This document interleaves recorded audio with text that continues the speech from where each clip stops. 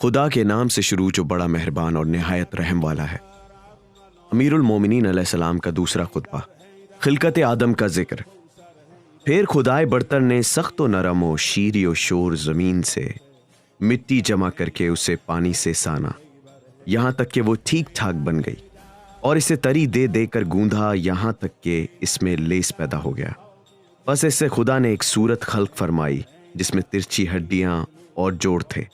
اعضاء و جوار اور پٹھے وغیرہ تھے۔ اسے اتنا خشک کیا کہ وہ خود ٹھہرنے کے قابل ہو گئی،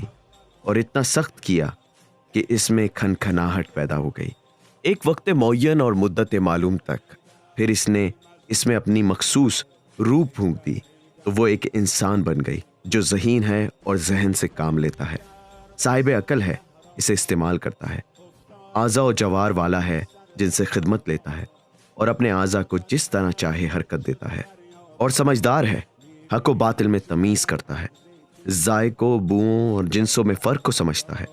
وہ رنگ رنگ کی مٹی، ملتی جلتی باہم الفت رکھنے والی چیزوں اور مخالف حصوں اور متضاد خلقوں سے مرکب کر کے خمیر کیا گیا ہے، جن میں کچھ گرم، کچھ سرد، کچھ تر اور کچھ خشک ہیں۔ یہ مخلوق بنا کے خدا نے فرشتوں سے چاہا کہ وہ اس کی امانت ادا کریں، اور انہیں اپنے عہد و وصیت کی جانب متوجہ کیا کہ وہ آدم کی طرف سجدہ کریں اور ان کی بندگی کے سامنے اپنا سر نیاز خم کر دیں۔ بس اس نے فرمایا کہ آدم کو سجدہ کرو۔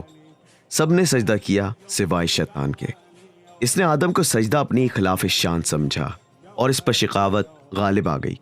آگ سے خلقت کی وجہ سے اپنے آپ کو عزت دار اور مٹی سے بنے ہوئے کو ذلیل سمجھا۔ خدا نے اسے مہلت دی تاکہ وہ غضب الہی کا پورا مستحق ثابت ہو جائے، اور بنی آدم کا مکمل امتحان ہو جائے، اور وعدہ خداوندی پورا ہو کر رہے۔ بس فرمایا کہ مقررہ وقت کے دن تک تجھے مہلت ہے۔ پھر خدائے برتر نے آدم کو ایسے گھر جنت میں ٹھہرایا جہاں زندگی کی ہر آسائش مہیا تھی، اور امن و امان میں تھے، اور انہیں ابلیس اور اس کی دشمنی سے بھی ہوشیار کر دیا۔ آخر آدم کو ان کے دشمن نے دھوکہ دے ہی دیا، اس بات سے جل کر کہ وہ جنت میں نیک بندوں کے ساتھ کیوں ہیں۔ آدم نے یقین کا شک سے اور مستحکم ارادے کا سستی سے سودا کر لیا،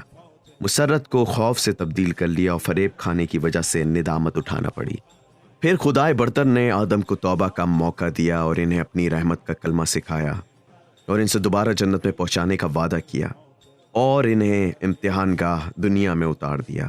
جو ذریت کے توارث تناسل کی جگہ ہے۔ اور خدائے برتر نے ان کی اولاد سے انبیاء چنے اور اپنے بندوں تک وحی پہنچانے کا ان سے عہد لیا، اور انہیں تبلیغ رسالت کا امین قرار دیا۔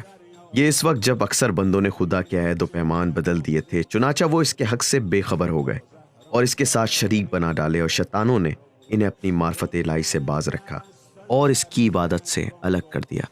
بس خدا نے ان میں اپنے رسول مابعوث فرمائے، اور لگاتار اس کے نبی ان میں آتے رہے تاکہ اس سے فطرت کے عہد و پیمان پورے کرائیں، اور اس کی بھولی ہوئی نعمتیں یاد دلائیں، اور وحی کی تبلیغ سے ان پر حجت قائم کریں، اور عقل کے دفینوں کو جو اوہام سے گرد آلود ہیں ابھاریں، اور انہیں قدرت کی یہ نشانیاں دکھائیں۔ سروں پر بلند آسمان کی چھت، ان کے نیچے بچھا ہوا فرش، زمین اور آسمان، معیشت جو انہیں زندہ رکھتا ہے، اور موتیں جو انہیں فنا کرتی ہیں، اور وہ بیماریاں جو انہیں بوڑھا کر دیتی ہیں،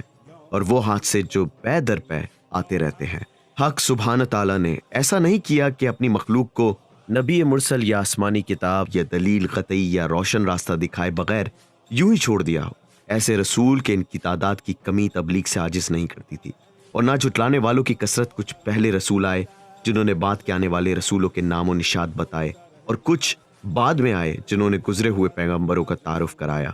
یوں ہی کرن کے کرن بیت گئے، اور زمانے گزرتے رہے،